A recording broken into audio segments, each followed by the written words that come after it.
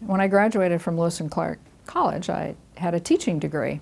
Because in those days, you either became a nurse, a teacher, or a secretary, right? You didn't have a lot of career options. And so I became a first grade school teacher when I graduated. And I did my student teaching, and I taught for a year.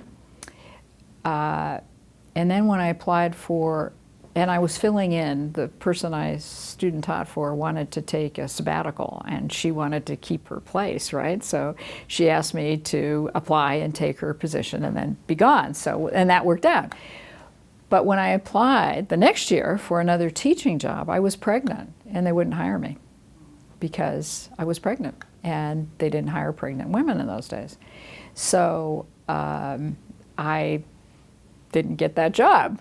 So that was one obstacle. And then when my husband finished his medical school, and we went to San Francisco for his surgical training, I applied there, and it was, teaching is like, sometimes it's feast or famine. There's lots of jobs or there's no jobs. And I got there when there were no jobs. And so they actually sent me a letter saying they'd assigned me to a school like 3 years later. I was like, well, I've moved on, right? I'm way past this. So that was certainly an obstacle.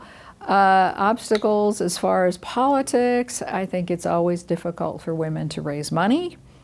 And it doesn't matter which political party you are. They don't have the good old boy network connection, although they're getting better at it. And if you're perceived to be a winner, then you're going to generate the money. But it's still difficult for women to raise money.